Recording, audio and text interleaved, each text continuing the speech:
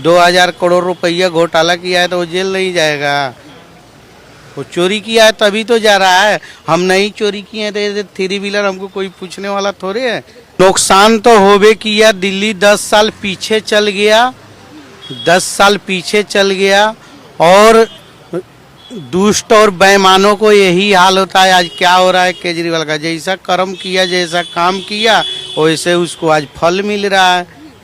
दूसरा क्या, वो चोरी गलती किए हैं, चोरी किए हैं, शराब घोटाला, शीश महल, ये सब जब वो किए हैं तो वो जेल जाएंगे। वो हल्ला हंगामा नहीं करेंगे तो ये लाज पचेगा कैसे।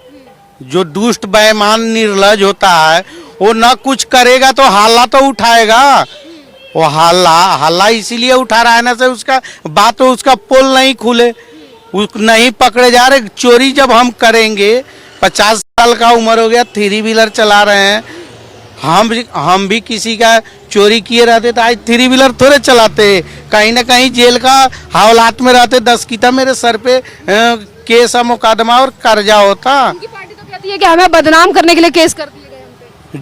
जो वो सारे चोर हैं। वो कोई भी है, वो कोई भी उसमें सही नहीं है। सबसे सब चोर हैं और सबसे बड़े से बड़े जो पकड़ाएंगे वही चोर कहलाएंगे। जो सरकार दिल्ली में बदल चुकी है, रेखा गुप्ता ने 5 दिन हो चुके हैं उन्हें मुख्यमंत्री बने हुए, और इन्हीं 5 दिनों में उन्होंने कई फैसले जो हैं वो दिल्ली वालों के लिए हैं। और इन्हीं फैसलों को लेकर आज दिल्ली के जो ऑटो वाले हैं वो क्या कहेंगे, उनसे बात करते हैं। भैया क्या नाम है आपका? हमारा नाम है उमेश कुमार सिंह। ये बताइए, दिल्ली में सत्ता परिवर्तन तो हो गया है, नई मुख्यमंत्री रेखा गुप्ता बनी है, कैसा लग रहा सरकार बदल? बहुत बढ़िया लग रहा है, अच्छा हो गया। जो हम लोग जो चाहते थे वो हो गया। हाँ जी। अच्छा ये बताइए, आज इन्हीं मुख्यमंत्री ने जो है वो विधानसभा में शराब घोटाला जो हुआ था दिल्ली में, उसको लेकर रिपोर्ट पेश की है। उन्होंने कहा 2000 करोड़ रुपए का घोटाला हुआ है और घोटाला करने वाले जेल जाएंगे। तो क्या कहेंगे? बिल्कुल चोरी किया। और शराब जो जिसको घर में न भी पीने वाला था उसके घर में शराबी बन गया। आज उसका घर ढंग से नहीं चल रहा है। तो जो गलती किया है, जब चोरी किया है तो वो जेल नहीं जाएगा, पैसा नहीं देगा।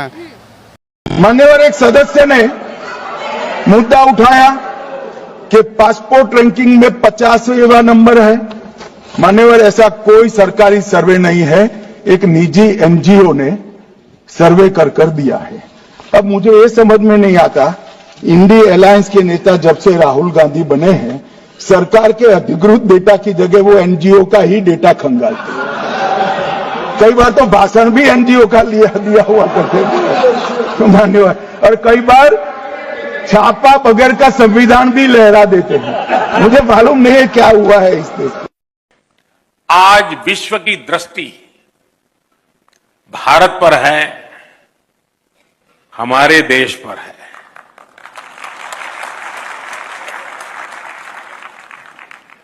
दुनिया में आप किसी भी देश में जाएं, वहां के लोग भारत को लेकर एक नई जिज्ञासा से भरे हुए हैं। आखिर ऐसा क्या हुआ कि जो देश 70 साल में 11वें नंबर की इकोनॉमी बना, वो महज 7-8 साल में 5वें नंबर की इकोनॉमी बन गया।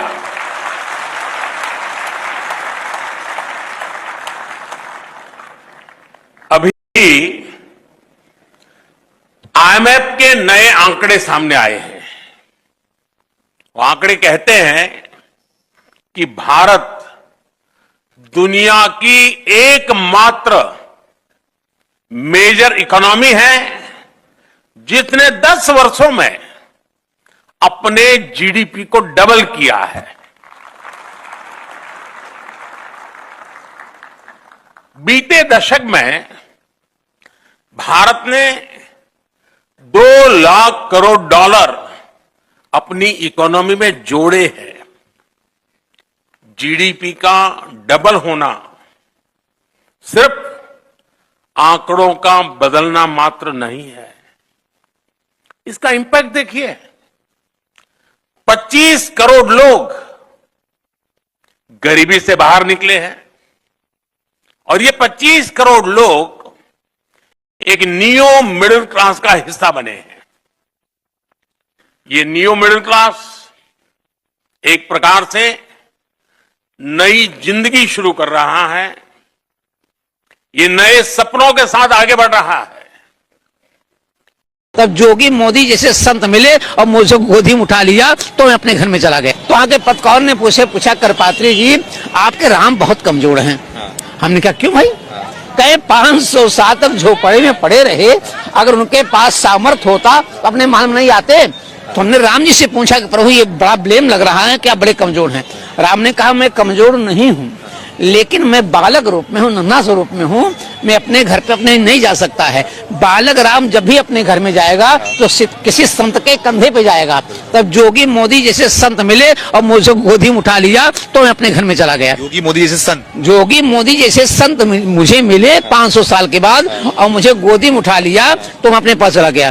तो मैं कहना चाहता हूँ जोगी से कि निर्भय जग करहु तुम जाई।